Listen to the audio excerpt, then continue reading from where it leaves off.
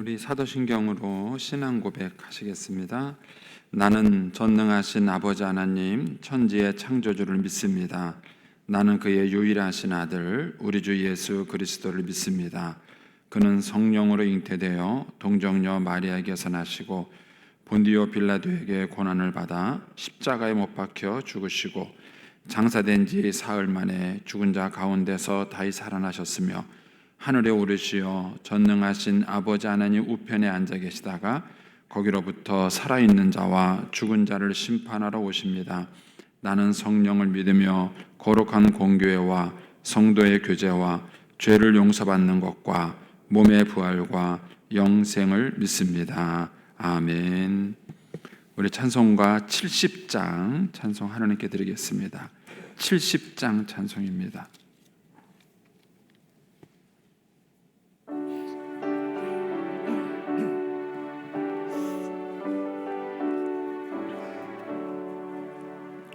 피난처 있으니 환난을 당한 자 이리 오라.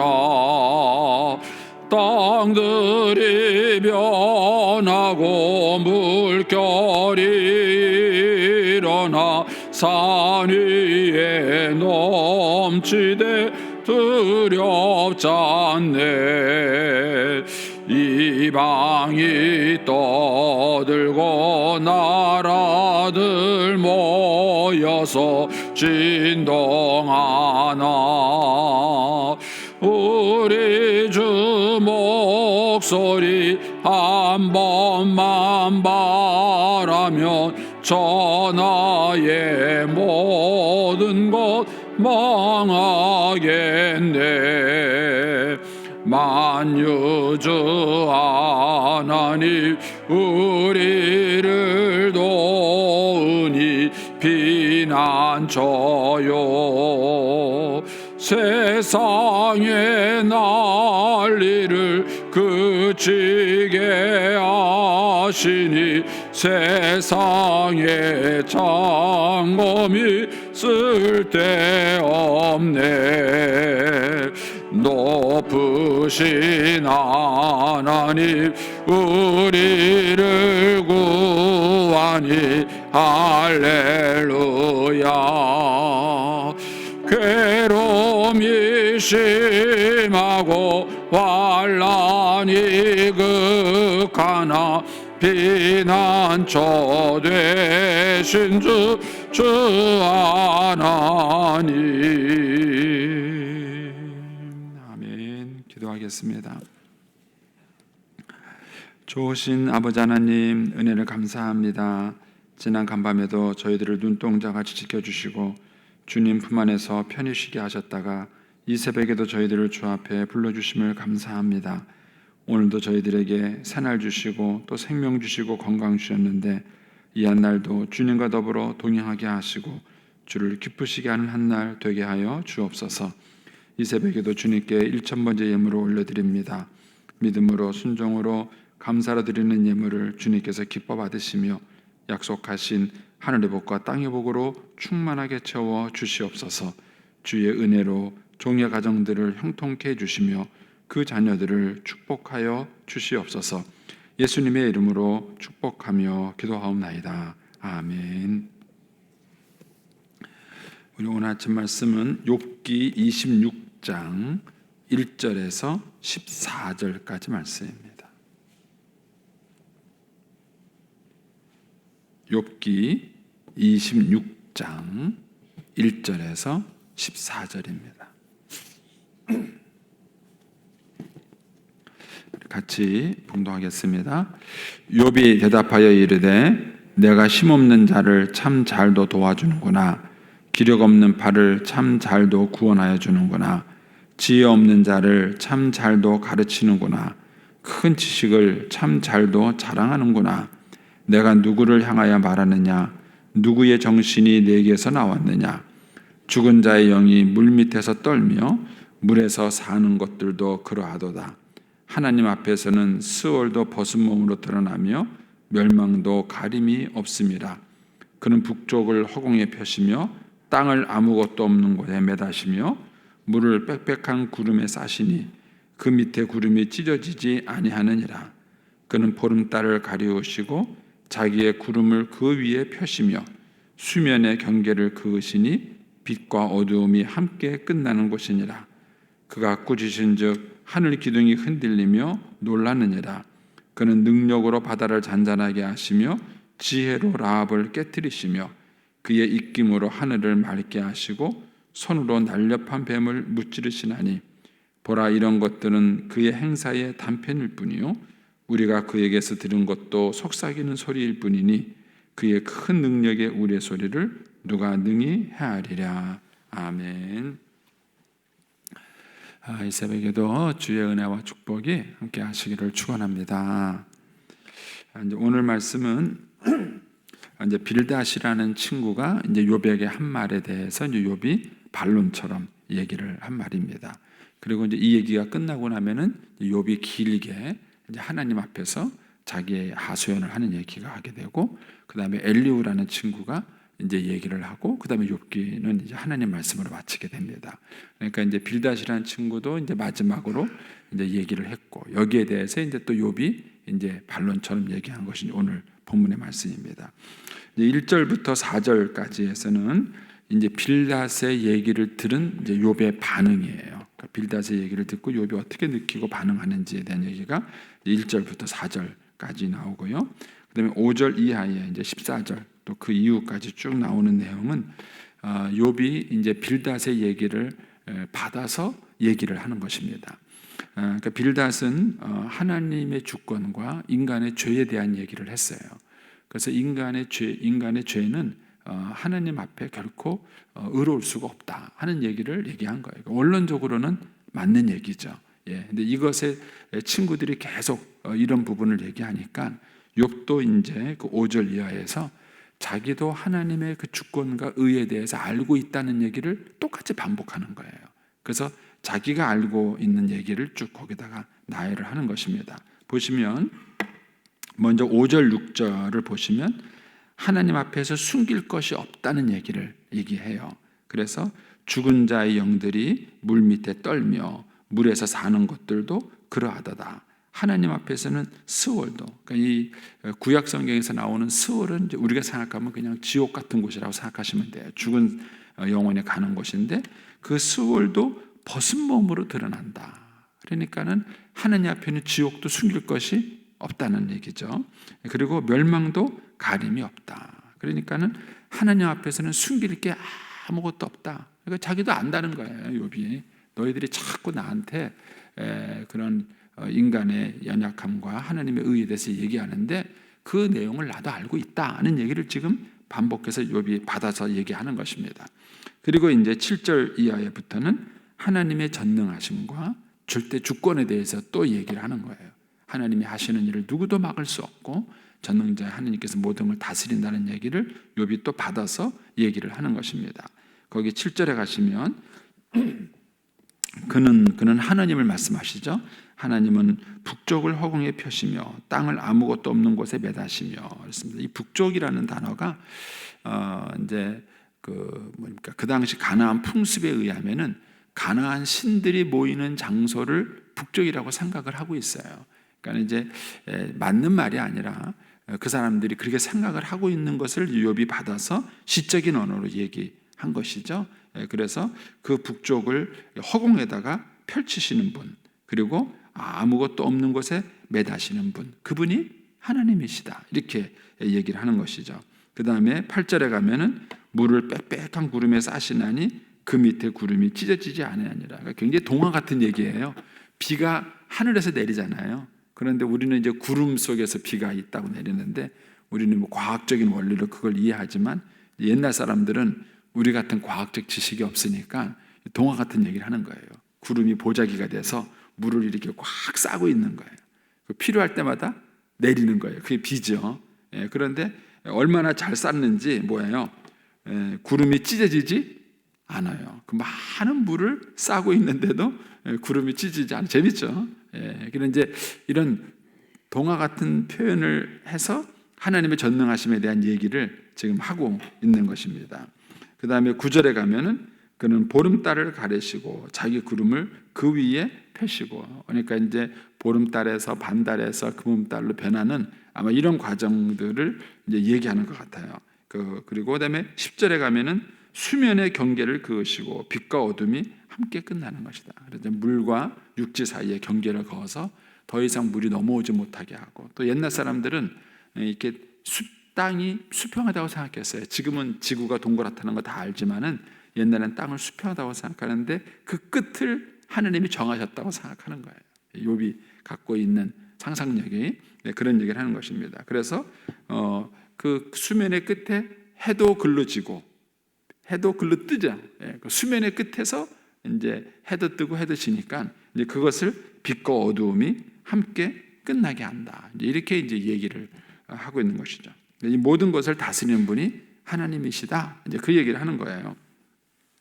11절에 가면은 그가 하나님이 꾸짖은즉 하늘 기둥이 흔들리며 놀라느니라. 그러니까 이것도 이제 조금 동화처럼 보이는데 옛날 사람들의 그 갖고 있는 그 우주관을 바탕으로 얘기를 한 거예요. 그래서 옛날에는 지구가 이렇게 땅이 이렇게 서 있고 그 밑에 이렇게 기둥이 받치고 있다고 생각을 했던 거예요.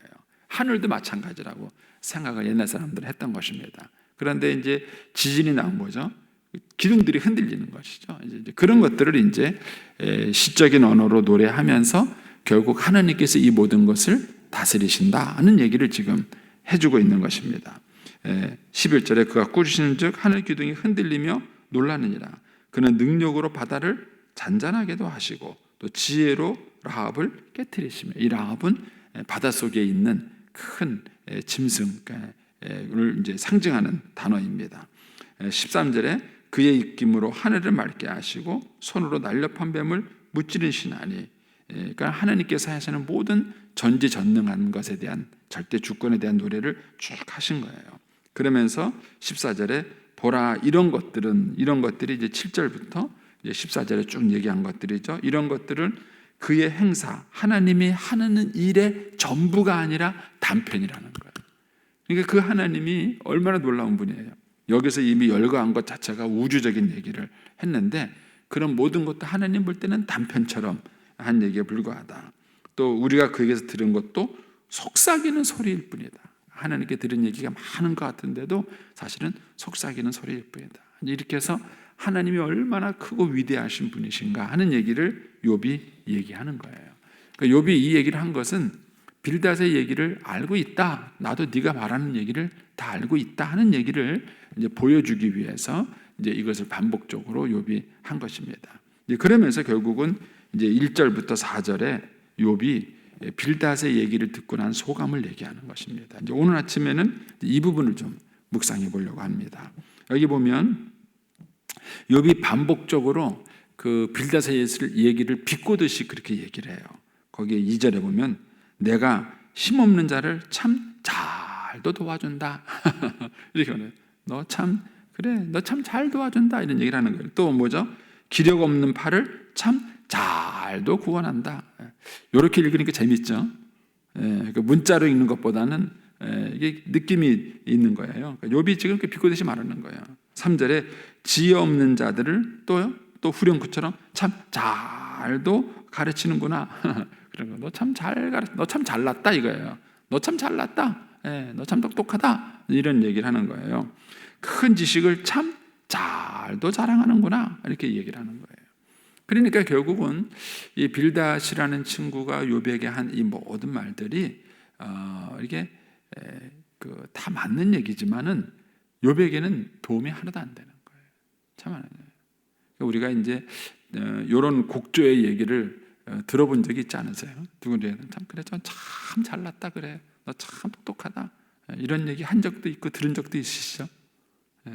그 이제 아이들하고 말이 안 되는 얘기를 할 때 사춘기 애들이 이렇게 말하지 않나요? 그래, 엄마 잘났어. 도움이 안 되는 거예요. 맞는 말인 것 같은데도 지금 이제 전혀 그것이 욥에게는 전혀 도움이 안 되는 이런 얘기를 합니다. 여기서 이제 우리가 지식과 그 지식을 활용하는 것은 다르다는 사실을 알 수 있어요. 많은 지식을 가져요. 그런데 그 지식을 어떻게 활용하느냐 하는 문제는 지혜에 속한 문제예요. 우리나라는 문제가 뭐예요? 서울대 학생들이 문제라니까요. 다 나라 곳곳에 그냥 서울대학 출신들이 그냥 나라 중요한 자리는 다 꿰차고 앉아가지고요. 그 양반들이 그 좋은 머리를 가지고 나라를 말아먹고 있잖아요. 그분들은요, 지식이 많이 있는 거예요. 그런데 그 지식을 갖고요, 잘못 활용하는 거예요. 잘못 활용. 자기의 욕심을 채우고, 자기의 이런 것들을 채우고 있어요. 뭐 어떤 분은 재판 내내 그랬대잖아요. 헌법 몇 조 몇 항입니다. 헌법 몇 조 몇 항입니다. 이 말만 20몇 번인가 했다고 그러더라고요. 재판 내내. 그러니까는 그 자기가 갖고 있는 그 똑똑한 지식, 똑똑한 자원. 근데 그 지식이 있다는 것이 실력이 아니에요. 그리고 그 지식을 안다는 것이 옳은 것이 아니에요. 문제는 그 지식을 어떻게 쓰느냐, 이 문제인 거예요. 쓰느냐. 예수님께서는 이 땅에 오시면서 그런 얘기를 하셨어요. 내가 온 것은 양으로 생명을 얻되 더 풍성히 얻게 합니다. 반면에 도적이 온 것은 도둑질하고 죽이고 멸망시키기 위한 것이다. 그러니까는 우리가 가지고 있는 그런 지식과 힘을 가지고 그것을 우리가 사람을 죽이는 데도 쓸 수 있고요, 사람을 살리는 데도 쓸 수 있는 거예요. 이 빌닷이라는 사람은 인과응보적인 사상을 봤을 때에는 옳은 얘기를 알고 있고 이 하나님의 공의에 대해서 바른 지식을 갖고 있는 것은 맞았어요. 그러나 그 지식이 욥에게는요 도움이 안 되는 거예요. 마치 뭐가 전 느끼냐면은 그냥 자기 자랑하는 것처럼 밖에 느껴지지 않는 거예요. 자기 자랑하는 것처럼. 너 참 잘났다, 그렇게 욥이 얘기하는 거예요. 그래서 우리가 지식을 가지고 있는 것은, 물론 지식이 없는 사람보다는 지식이 있는 사람이 실력은 있겠죠. 그러나 지식을 갖고 있다는 자체만 가지고 우리가 그 사람이 바르고 옳게 살아갈 수 있다는 것은 아니라는 거예요. 그 지식을 어떻게 활용하느냐는 거예요. 그거를 활용할 때 사람들의 영혼을 살리는 쪽으로 활용을 해야 그것이 참 지혜가 되는 것입니다. 참 지식만이 아니라 지혜가 우리에게 필요한 것입니다. 그래서 이 빌닷이라는 사람은 결국은 자기가 가지고 있는 그 지식을 가지고 자기 자랑하는 거고, 자기가 갖고 있는 그 지식을 가지고 지금 욥을 비난하고 있는 거고, 결국 욥을 죽이고 있는 거예요. 그래서 욥은 이 사람들이 똑똑함 때문에 오히려 상처받고 있고 아픔을 겪고 있는 것입니다. 그러면 어떻게 하는 것인가? 이 지식을 가지고 어떻게 상대방에게 해석해서 적용을 시키느냐 하는 문제. 어떻게 상대방에게 해석해서 적용을 시키느냐.